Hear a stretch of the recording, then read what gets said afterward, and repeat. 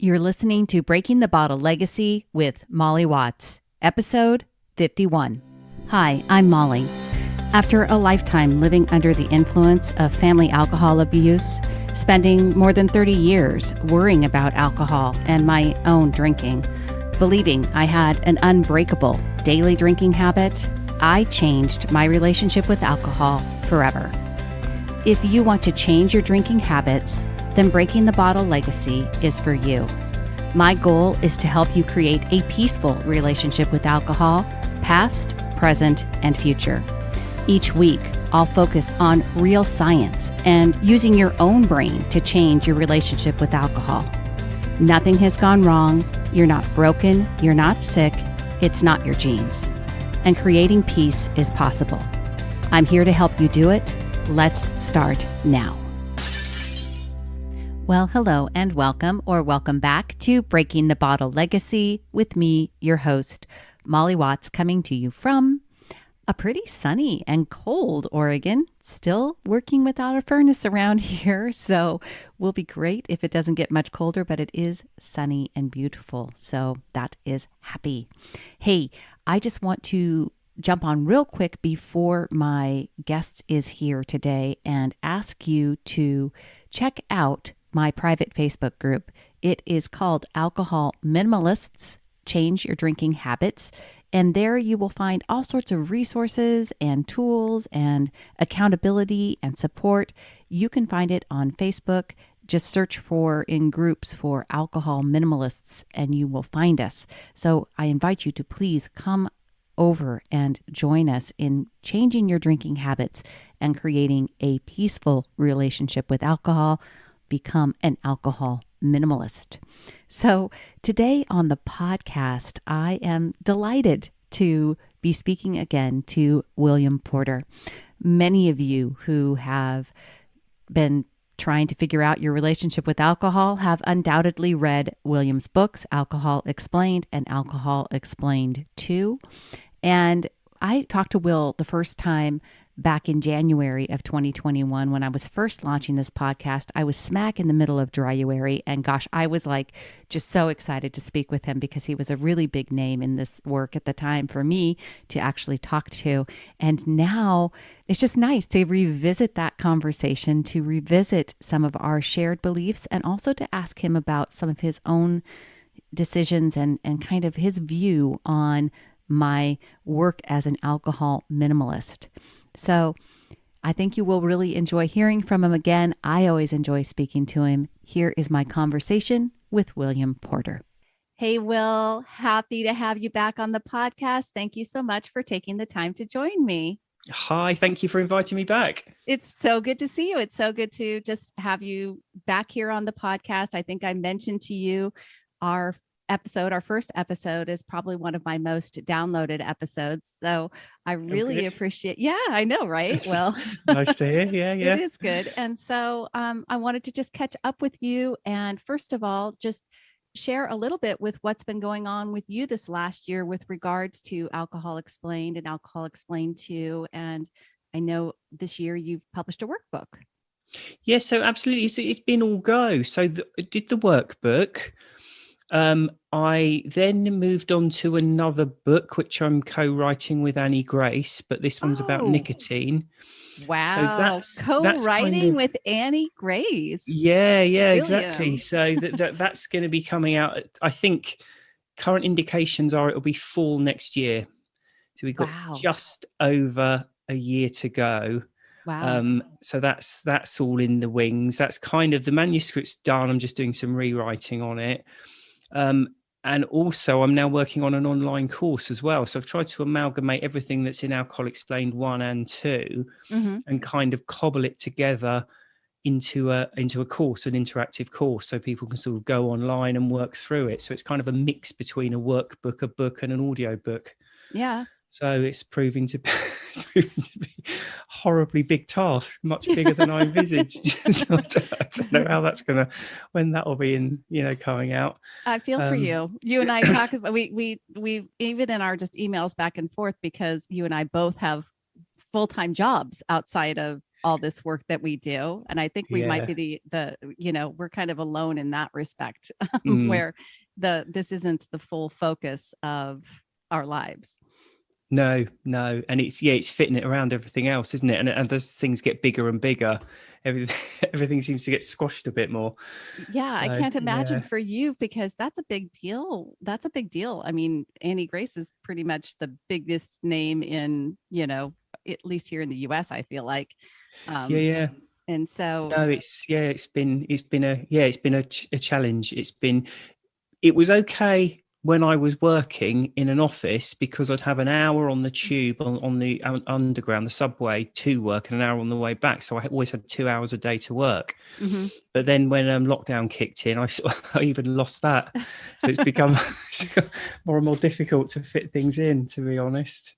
Well, it's Yeah, amazing, but yeah, and we talked a little bit too about your Facebook group has gotten really large. I think really, really big. Yeah. yeah, I thought, like, I think I remember back at the beginning of the year when I was looking at it, maybe it was around, I don't know, in the low thousands, and now it's like up over 15,000.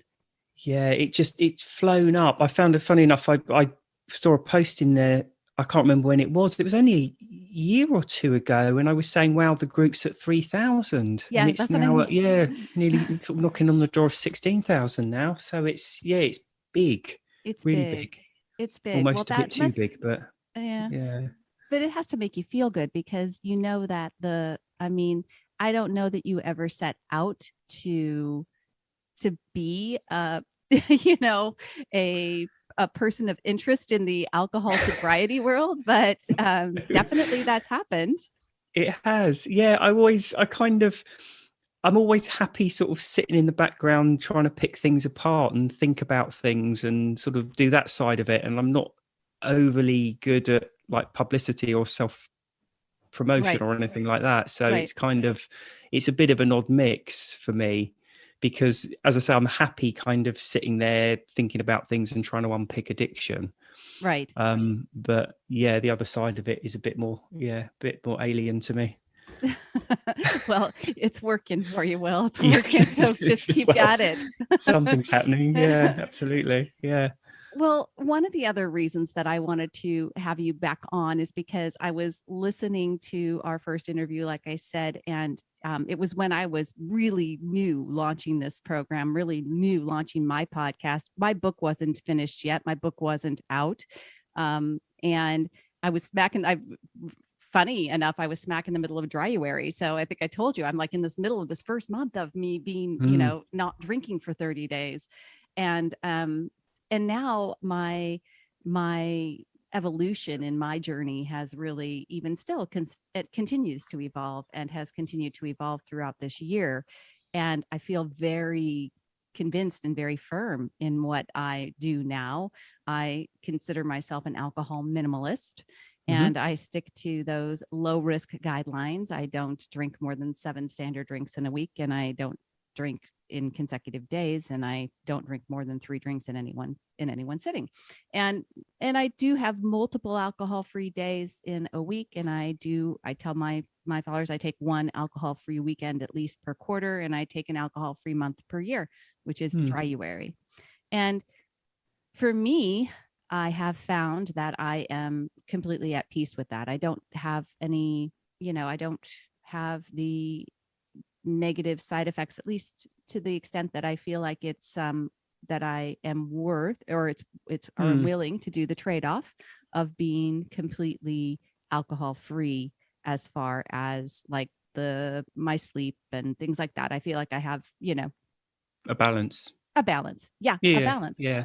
So, and I wanted to explore that more with you, because I know in Alcohol Explained too, at least you're pretty clear that you don't think that moderation is possible, but you also say it's more for people that maybe were heavier drinkers in the beginning. So tell me a little bit about what you think about that. Yeah, so I suppose there's a few points there. I mean, one would be a question for you, really. How do you find your sleep and energy levels the day after you've been drinking? Do you find they're the same as normal or slightly lower? And I know you're talking about a balance, so I'm not suggesting that Yeah, yeah, yeah.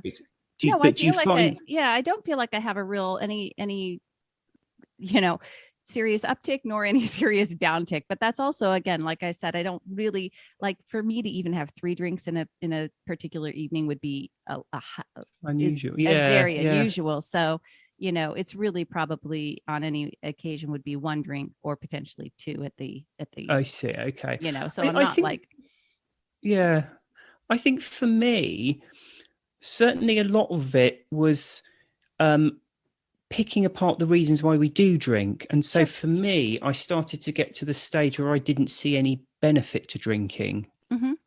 So I think that was one of the big parts for me, in that if I saw alcohol as attractive or desirable in any like in a certain situation, I kind of would then want it in other situations. But for me to have just made a decision not to drink anymore, I think has made it a lot easier.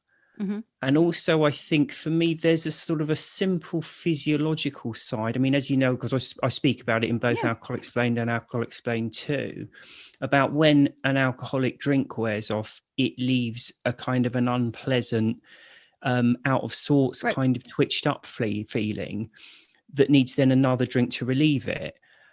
So for me, I think when you reach a certain level of drinking, and I kind of see this for any addiction, because for any drug, even so take something, for example, like smoking, which most people consider to be addictive. Mm-hmm. Even smoking has a take it or leave it stage. When you first start, not many, some people do, but not many people start smoking 60 a day on day one and can't do without it. What Right. most people find with smoking is they smoke when they're out with friends. So they start smoking in the evenings at weekends, and then they can go a week without smoking.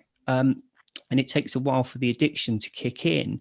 Now, for me, that addiction, in inverted commas, the meaning of that word is Mm. when you reach the stage where your conscious and subconscious brain interprets the feeling as withdrawal, that unpleasant feeling, as I want a drink or a cigarette or whatever to relieve it. Mm-hmm. Because ultimately, that's the chemical side of addiction. It's when one Right. dose of a drug wears off, it leaves an unpleasant feeling that needs another dose to relieve it.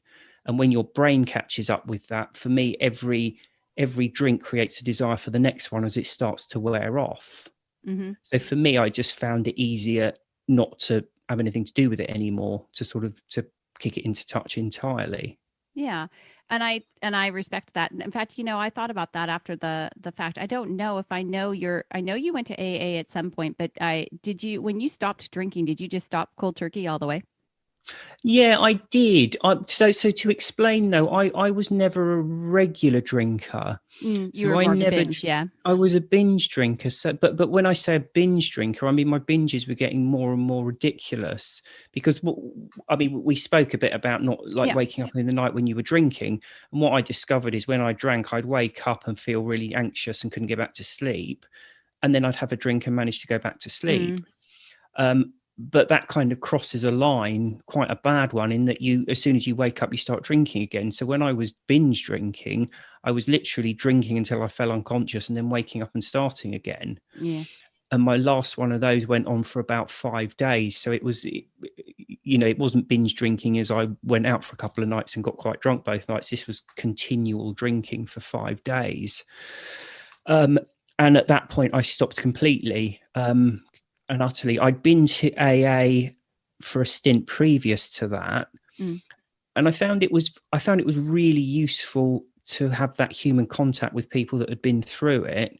But what I struggled with, I think, was the steps and the kind of the Yeah. philosophy behind it. Yeah. And we talked about that, and I agree with that completely. One of the things that in watching my mother struggle with her addiction was just the idea that she was powerless. And I, like, Mm. that part to me was always really hard to digest. And I just don't believe it. And I still don't believe it. And I believe that people, you took control, you have the power, you did what you needed to do, and you chose to be alcohol free. And I always tell people, in my group and on this podcast, I'm not telling anybody they should go out and drink alcohol. That's not the No. message. I think that in fact, but I do want to make sure that that when people include alcohol in their lives, they're doing it in a mindful way, and that they're doing it with if they're going to include alcohol in their lives, they do it with the very minimal risk that they can. And so Mm, what I fear and to some degree, and I know I've actually, I did a podcast on kind of dissecting a little bit of Annie Grace, because sometimes I feel like the messaging has gotten very convoluted, that there is only, that the only answer is she in the book, she kind of takes you into a journey in thinking that you might want to drink again, or you have control over it, and that you are in control, but ultimately the message is you can never drink again.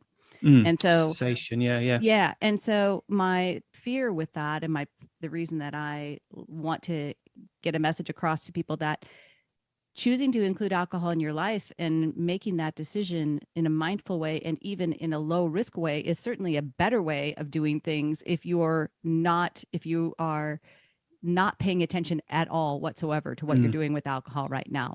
Now, obviously, as a binge drinker, and I think I said that to you before, I wasn't a binge drinker. I've never been a binge drinker, and I never really. mm, I was a regular drinker. So I was somebody that was drinking all the time, drinking daily, and still passing the guidelines for mm, low risk drinking. I was drinking, in excess, and drinking heavy, what would be considered heavy drinking, even though I didn't get to the point where I was blacking out or not remembering, anything like that. mm, But definitely to a point where what I appreciated most about Alcohol Explained and about your work was the connection between the science and the neuroscience and the neurotransmitters, and how alcohol impacts us as it's dissipating from our system, and that reflex in anxiety.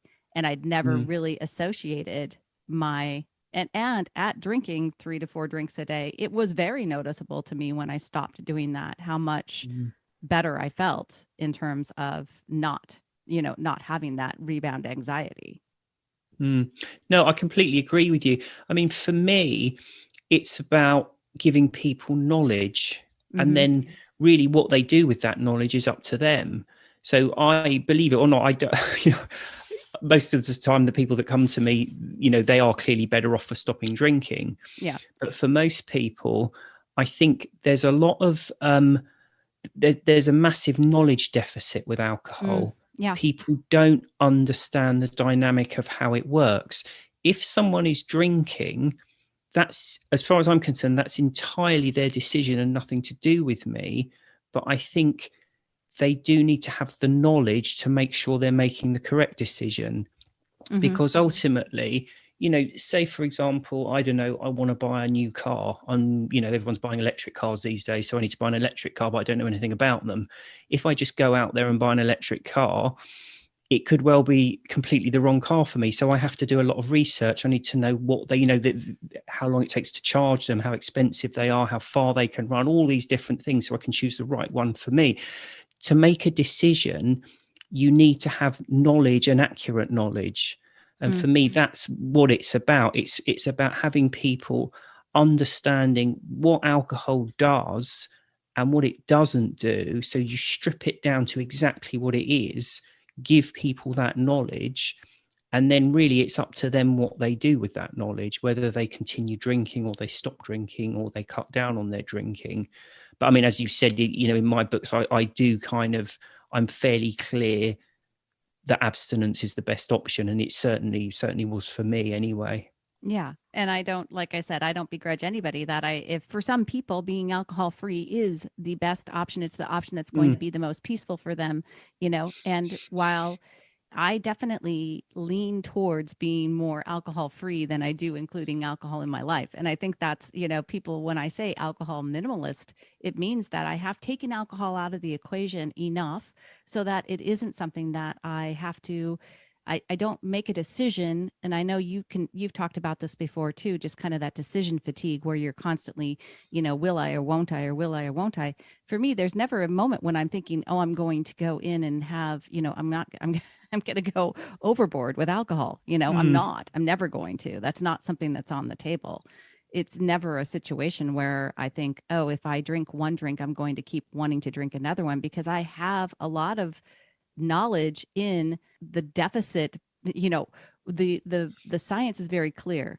There is scientific therapeutic benefit for alcohol if you keep blood alcohol content level of 0.055 and below. And really, for most people, that's going to be one drink or less. Anything over that, and all the detrimental side effects of alcohol start to kick in. And the further down that slope you go, the higher those offset, negative activities are going to, or aspects are going to be. So for mm, me, I use the same exact kind of mindset theory, or the things that you think, or the knowledge that you use to maintain sobriety, I use to maintain alcohol minimalism, and it is mm. the same. But I think people sometimes, when they hear, I think the problems with moderation become people thinking that they're going to still be able to drink to excess and include alcohol in their lives. I just don't think Yeah. that's ever going to work for anybody. No, you've got to change your perception of it to even get there, I think. Yeah. Because so since I stopped, one time I had a flu or something, and I took what Yeah, I is remember known as you saying night this. Yeah. nurse. Yeah. Yeah, and there was alcohol in it. So it was the equivalent of having like a glass of sherry or a small glass of wine or something. And it didn't cause me to drink again because I didn't particularly like the effect of it. I regretted having it. I wasn't very well at the time anyway. Right. Um, so I didn't really notice it. But so theoretically, I know it is possible because I have done it. I did have that alcohol on Right. that Right. occasion, albeit by accident. Um, but for me, I think it's almost like a catch-22, because if I had wanted it, Mm-hmm. then I would have wanted it on other occasions. Do Mm-hmm. you see what I mean? So it's Yeah. kind of, yeah, as I say, almost like a catch-22 thing. I think the only people who can safely moderate are those who actually don't particularly want to drink in the first place. Yeah. So that's interesting, because I think about that. And I know you in your books talk about whether or not people can really do this. I truly, I'm totally good having a drink and not having another drink. And I don't feel like I'm like gritting my teeth, you know, white knuckling it through the event. I'm not like, there's not like willpower. And Mm, there's, and the reason that's there now, I really truly believe, is because of all the education that I've done on alcohol. I have reprogrammed my subconscious. I've reprogrammed how I see alcohol. I don't see it as like, so when I'm doing that, even if I'm having a drink, it's not the focus of of what's going on. mm, Before, I think I probably put a lot of attention and a lot of focus on what I was going to drink and how much I was going to drink. And if I was going to a party, it was all about like, oh, they're serving beer, and they're serving mm. beer and wine, and it's free. Okay, woohoo, right? I mean, we're gonna go and we can drink to our little heart's contents. Now, I don't like that. Doesn't, you know what I mean? That's not anywhere near my thought process. My thought process is, okay, I'm going to go. I'm going to go. I can't wait to go. I want to see my friends. I can't wait to enjoy the music. Does that make sense? So that for me, has been pivotal in changing my relationship with alcohol, is figuring out the thoughts that I had that were driving the desire to drink. And I think that's kind of Mm. what you're talking about, is for you've changed your desire because you've got a lot of thoughts that you have, so that you have zero desire, right? That's what Yeah, you yeah, but essentially, yeah. your thoughts have really driven you there. Your thoughts and your thinking have really created that feeling. And I think for me, that was one of the things that I didn't really understand prior to doing this work, was how in control I was of creating the thoughts. And also, and I know you talk about this a little bit in Alcohol Explained too, about like in that chapter on moderation, like how you set yourself up, right? And what your or maybe it's in the conclusion, I think, is where you're Mm, talking about how if you're, positive thinking, and about how this kind of idea, right, of putting it into just practice is, how you perceive what's going to happen when you go to something or do something, if you choose to see your life without alcohol as miserable and awful, and you're going to have to, it's going to be drudgery, right? Yeah, that's yeah. that's kind of what's going to create. That's what you're going to create, but you can choose to frame it in a completely different way.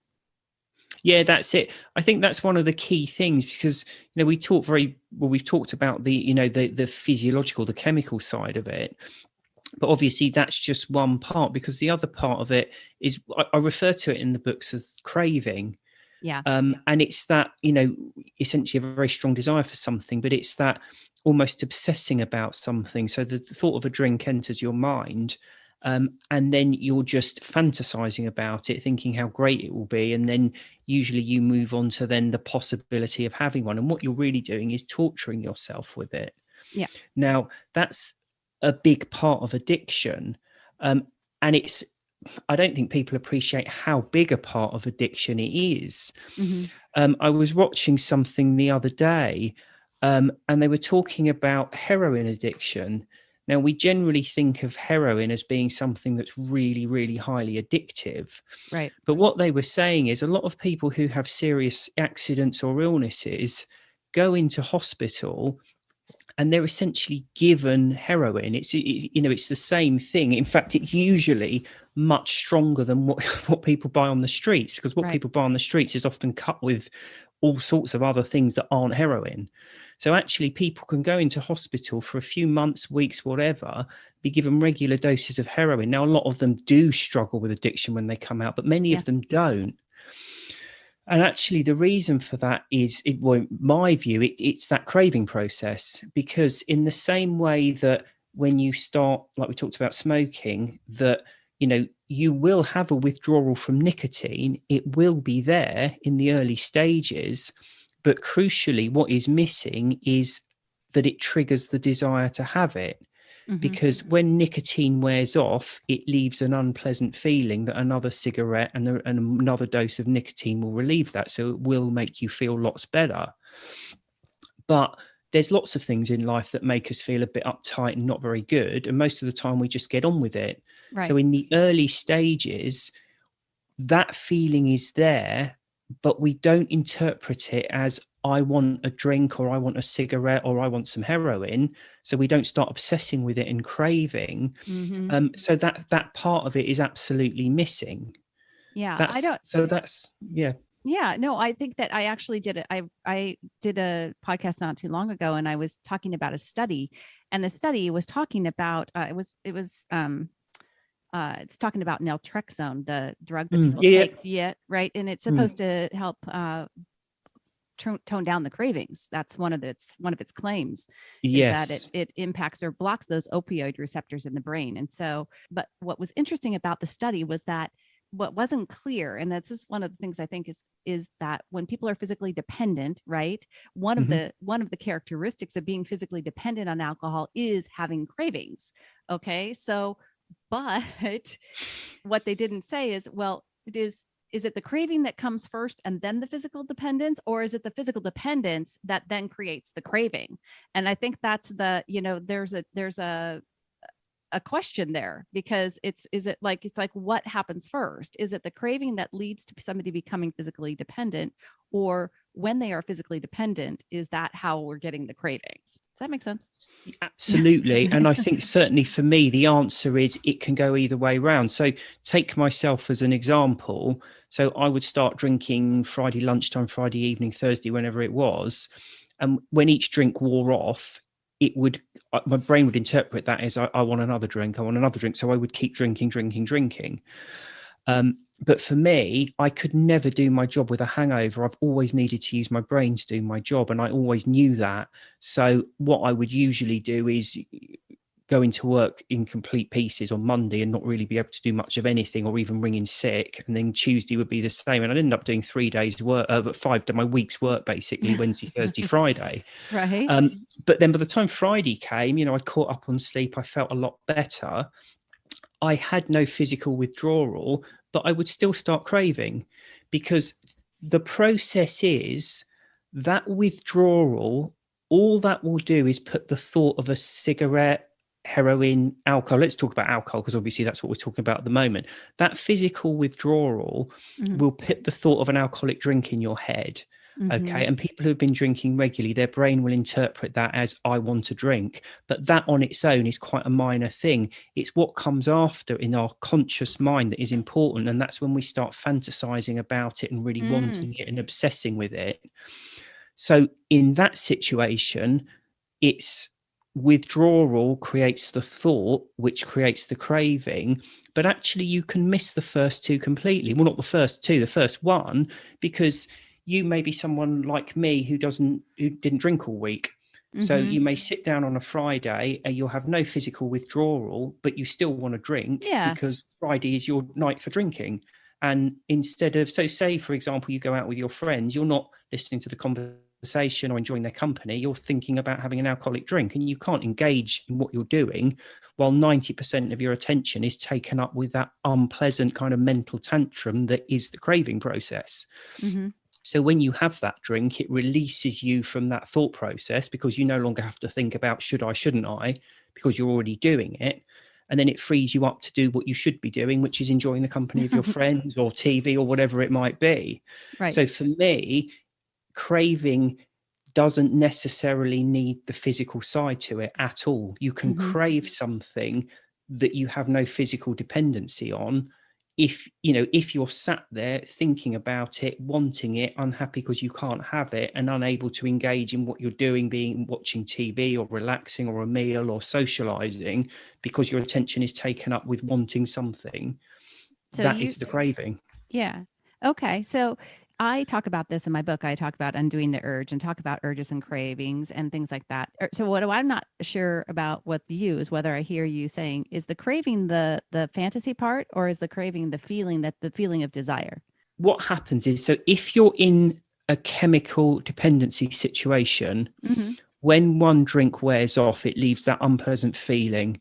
So that unpleasant feeling is physical, and it's caused by a chemical imbalance, which is itself caused by the previous dose of the drug. So that needs another dose of the drug. Okay. But that unpleasant feeling is just a feeling. It's how we react to it, which is to want another dose. So I kind of see it as a completely separate process. I think it helps. You've got the physical withdrawal, which is an unpleasant feeling, which will be relieved by another dose of the drug. Got it. But the backbone of addiction, if you like, that craving feeling, that's our fantasizing about it. That's when you sit there and you can't think of anything else apart from a drink. That's all you're thinking about, and you're miserable because you can't have one. Be it, you're out with friends or relaxing after a hard day at work or whatever it is. Okay. So it's interesting because though I look at it this way, so I totally hear what you're saying. I agree with that. I agree with the physical wear off, and that's, that for people that are physically dependent, especially, that the having another drink will relieve that unpleasant, feeling. And that's that triggering of a physical craving, right? The thing that I think is interesting. So you talked about how you would be, you'd go through the whole week. So you weren't physical, right? There wasn't a physical urge there, but there was that craving would come, the fantasy, right? The thought process. Yeah. And that's the part. And I believe that's true for most people, whether they're regular drinkers or binge drinkers. There comes whether if you have an established habit of drinking at a specific time of day, at a specific, if you always drink at the rugby match, if you always drink, wherever it is, if you're, or being at the soccer match or at the football match, you're going to be, or you always drink at a holiday event, if you always drink, it after work on Fridays, you do that over enough time, right? For me, I drank pretty much regularly every night, came home from work. It was the way I would unwind. That was just my pattern. And I know for other people like you, it's more like the weekends, right? And it was to excess. But regardless of whether it's to excess or not, once you establish a pattern, your brain, because that's the way our brains are designed, they're designed to commit things to habit so that it's uses less energy, and that our brains don't care whether or not it's good for us or bad for us. They're just like, oh, okay, you do this repeatedly, you've done this repeatedly, this is how we deal with, this is what we do when we are off work, this is what we do when we are confronted with negative emotion, we drink. And So that pattern, that habit pattern in and of itself will create a craving or an urge. You're triggered just by the time of day, by the time of, by the circumstance. And Mm, then that's where I focus on recognizing that unconscious urge, that unconscious habit, and applying conscious thought to it and logical thought to it, and say to myself, okay, oh, there it is. I see you. I see you, urge. I see this has come up. This is coming up because I've trained my brain to want alcohol in this situation. I mm. know alcohol won't actually do what I used to think that it did all the time. It doesn't actually help me relax and unwind. It actually creates a rebound anxiety effect. So I have a decision here. That's where the conscious part of craving comes for me, not so much the fantasizing, but also just being able to recognize those subconscious urges. I think I think that's right. They're definitely there, and I think that's definitely correct. It's trying to get to grips. So for me, having that, being able to counteract those was about not wanting alcohol anymore. Because for me, I know a lot of people try to avoid triggers. I struggle with the concept of avoiding triggers to drink in a society where 87% of people drink, Right. where you open a book or put on the TV, watch something on Netflix or TV, social media, songs. There's so much about alcohol. Right. All of these things put the thought of alcohol into our mind. The key is what we do with that thought. So I probably think about alcohol 90% of my waking hours, Right. but I never, ever think about the possibility of having a drink. Right. So that for me is the difference. It just doesn't interest me anymore. I think of it more in the abstract, trying to sort of pick it apart more and more. Yeah. I agree with that too. Obviously, you and I both spend a lot of time talking and thinking about alcohol. Yeah. If our drinking habits reflected how much time we talked about it, it'd be pretty bad. Nightmare. Yeah. Really terrible. So, before we go, I want to ask you one last thing, and that's because I was reading this in Alcohol Explained too again just before our talk, and I think it's important because I really want to, the way that I see this, the way that I live my life now, and I know you do too, this whole notion of one day at a time. Again, don't want to ever, whether it's AA or anything that's working for people, if it's working for you and helping you change your drinking habits, then, go, right? It's all Yeah. positive. But I struggle. I really don't, I don't encourage people to look at it. I don't like that whole mindset, that one day at a time mindset, because I think it sort of makes it sound as though that creating a new relationship with alcohol is going to be awful. It's going to be painful, and it's going to be hard, and it's going to be miserable. And my experience has been completely the opposite. Yeah, absolutely. I completely echo what you're saying. If something's working for people, keep doing it. And, it's better to be not drinking than drinking, however you Right. do that, or drinking less, whatever that might be. But I also always say that recovery it's not a fixed menu, it's a buffet. You Mm-hmm. should be going in and picking the bits you like from, Alcohol Explained, Annie Grace, whatever. If you come across a book or a philosophy that works for you 100%, then fantastic. But other than that, you pick what you need from different parts. Having said that, the problem I have with one day at a time, there's several issues with it. The first and most obvious one is if you're making a decision to change your relationship with alcohol, you have to reconcile with that. So for me, I've quit drinking, and I'm never going to drink again. And I need to be happy with that decision. Otherwise, I'm living a kind of a half life at best. Mm-hmm. So I think if you make a decision, my life is better off without alcohol, why would you go one day at a time? And I can see how people, and I do recommend it sometimes to people in the early days, just to get those first few days, those crucial days of sobriety under your belt, so you start to feel a bit better and you get a bit more on top of things. But what you've said is exactly correct. It shouldn't be hard work. It shouldn't be a slog. And one of the reasons behind Alcohol Explained is to try and give people the opportunity to quit drinking without it being hard work, or to be as easy as possible. And I think taking one day at a time, it's just saying it's so difficult. It's so impossible to do. I can only go a few hours, and then I have to keep lumping these hours together to get through things. And really, for me, that wouldn't have worked. If it had been like that for me, honestly, I would still be drinking again. I'm 8 years sober in February.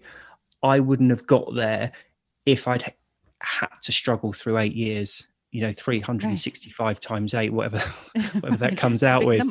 Yeah, exactly. And it's just, for me, that's no way to live. You should, we only get, whether you believe in life after death or reincarnation or nothing, whatever it is, we only get one shot at this particular life we're living. Yeah. And you want to be doing the best life you can and getting the most out of it, and kind of limping from one day to the next kind of feels like you're doing something wrong. Yeah. No, absolutely. You and I agree on a lot, and we've always said that. We agree on a lot, and I never want to steer people away from that. My drinking habits have been born out of a desire to cut back. Originally, that was, the very first reason that I ever took on this work in the first place. Is I knew that the relationship I had with alcohol wasn't working, and it wasn't creating a life of happiness and peace for me. And so I hope that people use science. I hope they listen, and I hope they get a clearer message than the messages that are seen on TV and, advertised everywhere. There is real knowledge out there. There is real information about alcohol, and you need to take it. You need to get work from the buffet, as William says, and figure out what's going to make, help you create the best relationship with alcohol you can have, whether that's complete sobriety, whether that is sticking to low risk limits and becoming an alcohol minimalist. I got to say, either one of them, I think, works great. And I appreciate you. I appreciate you taking the time, Will, and being back on the show. It was really great seeing you. And so there's no Coffee Explained book coming anytime soon. A few people have asked me about caffeine. I haven't quite got to be honest. I've cut out coffee, but I still drink quite a lot of tea. I've managed to I'm kind of working my way towards it. I think I tried to go caffeine free a few months ago, and I lasted a day or so. It's I know I should do, but I haven't quite got there yet. Yeah, well, it's not happening. Like I said last time, girls out here in the Pacific Northwest got to have her coffee. So that's not going to happen anytime soon either. So not quite there yet. No. Well, I will, of course, link everything in the show notes on how you can find William, find Alcohol Explained too. And does the book with Annie Grace is it just Nicotine Explained? Or is it I think it's the working title is This Naked Mind Nicotine. So yeah, and as I say, supposedly it's going to be out in autumn next year, so just over just under a year. Fantastic. But it's being traditionally published, this one with Penguin, and it's a lot slower than self-publishing, obviously. Yeah, right. But also bigger. So congratulations. Yes, well, congratulations very much. Hopefully we'll, after you're a big time, regular, traditionally published author, hopefully you'll have time to come back and talk to me again. Absolutely. Be glad to. All right. Fantastic. Thank you so much. Thanks, William. Thank you for listening to Breaking the Bottle Legacy. This podcast is dedicated to helping you change your drinking habits and to create a peaceful relationship with alcohol. Take something that you learned in today's episode and apply it to your life this week. Transformation is possible. You have the power to change your relationship with alcohol now. For more information, please visit me at www.mollywatts.com.